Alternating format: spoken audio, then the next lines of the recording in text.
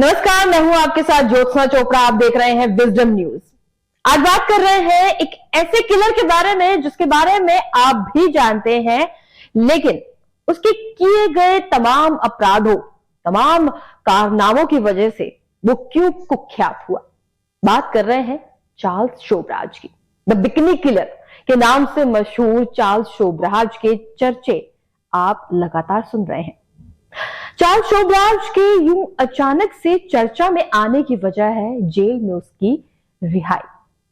Charles का नाम Twitter पर लगातार ट्रेंड भी कर रहा है। वो सीरियल किलर जिसकी तलाश कई मुल्कों की पुलिस कर रही थी, जो 70 के दशक में कई देशों के लिए सिरदर्द बन गया था। चार्ल्स 19 सालों बाद जेल से रिहा होने वाला है। ऐसे में एक बार फिर उसका नाम चर्चा में आने लगा है और यह लाजमी भी है। सुप्रीम कोर्ट ने 2003 से नेपाल की जेल में बंद चार्ल्स शोब्राज की रिहाई के आदेश दे दिए हैं। कौन है चार्ल्स शोब्राज, क्या कुछ किया है, किस तरह की फहरिस्त है उसके अपराधों की, क्या उस पर किसी तरह की कोई फिल्म या लिखित के तौर पर किताबें भी हैं। तमाम चीजों की जानकारी इस रिपोर्ट के माध्यम से हम आपको देंगे। आइए जानते हैं। सीरियल किलर, बिकनी किलर क्यों कहा जाता है चार्ल्स शोब्राज को? हत्या के अलावा भी कितने मामले दर्ज हैं उसके नाम पर? जुर्म की दुनिया में शोब्राज ने किस तरह से कदम रखा? शोब्राज के अपराधों पर फिल्म जगत में क्या कुछ बना है? चार्ल्स शोब्राज का जन्म जापानी कब्जे वाले साइगोन में अप्रैल 1944 में एक अविवाहित वियतनामी लड़की और एक भारतीय व्यापारी के घर हुआ था। उसके जन्म स्थान ने उसे फ्रांसीसी नागरिकता के योग्य बना दिया। शोब्राज ने अपने शुरुआती दिन परिवार के साथ दक्षिण पूर्व एशिया और फ्रांस के आसपास बिताए। शोब्राज साल 1972 से लेकर 76 के दौरान ज्यादातर एशिया आने वाले पश्चिमी देशों के पर्यटकों को अपने जाल में फंसाता था और बाद में उन्हें मादक पदार्थ यानी नशीले पदार्थ खिलाकर उनकी हत्या कर देता था। उसने जिन लोगों की हत्या की थी उनमें से 2 महिलाओं के शव केवल बिकनी में मिले थे। शातिर तरीके से लोगों को धोखा देने और छलने के अपने इस अंदाज की वजह से शोब्राज बिकनी किलर और द सर्पेंट के नाम से कुख्यात हो गया था। शोब्राज को नेपाल की जेल से रिहा किया गया। शोब्राज को अगस्त 2003 में काठमांडू के एक कसिनो से पकड़ा गया था। बक्तपुर की जिला अदालत ने 1975 में एक कनाडाई नागरिक लॉरेंट कैरियर और एक अमेरिकी नागरिक कोनी जो ब्रॉन्चिस की हत्या के लिए उसे आजीवन कारावास की सजा सुनाई थी। नेपाल में आजीवन कारावास की सजा का मतलब 20 साल जेल की सजा है। शोब्राज ने 21 साल भारतीय जेल में बिताए, जिसमें वो 21 दिन का समय नहीं शामिल है, जब वो साल 1986 में उच्च सुरक्षा वाली तिहाड़ जेल के गार्ड को नशीला पदार्थ खिलाकर फरार हो गया था। उसने अपने जन्मदिन की पार्टी के नाम पर ये तमाम चीजें की, यानी ये नशीले पदार्थ मिठाई में मिलाकर तमाम गार्ड्स को परोसा। शोब्राज के नाम कई यात्रियों, बैकपैकर्स की हत्याओं से जुड़ा है। माना जाता है कि शोब्राज ने 1970 के दशक में 15 से 20 लोगों की हत्या की थी।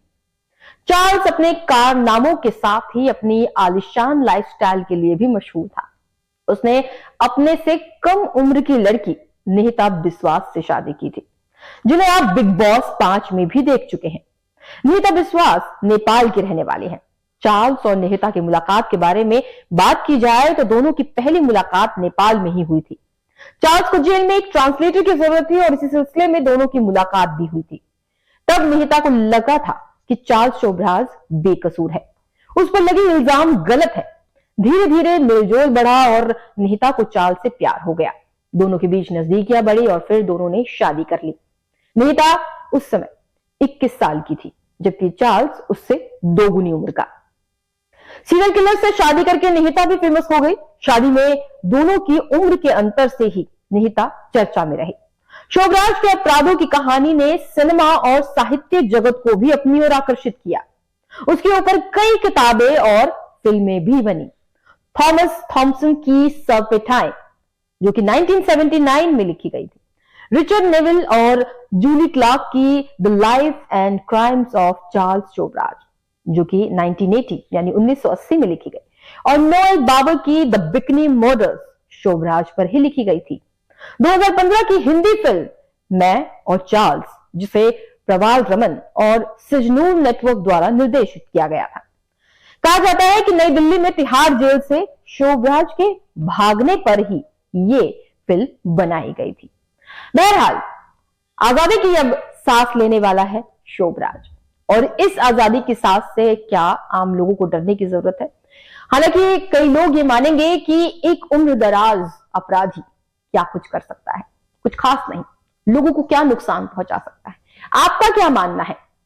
क्या चार्ल्स शोबराज का जेल से बाहर आना आपके लिए कहीं ना कहीं खतरे की खबर है, या आप भी कहीं किसी उत्सुकता के वश चार्ल्स शोबराज से मिलना चाहते हैं, जैसे कि नेता विश्वास ने भी उस पर विश्वास किया और उससे शादी भी की?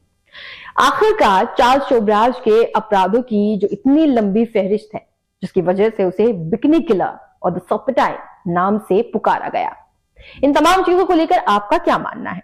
चार्ल्स शोबराज को लेकर के आप क्या सोचते हैं, हम ये जानना चाहते हैं। हमारे साथ आप जुड़ सकते हैं, कमेंट कीजिए, बताइए।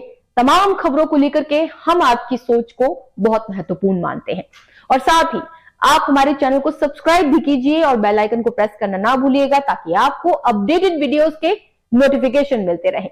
फिलहाल इसी के साथ आपसे चाहेंगे इजाजत। नमस्कार।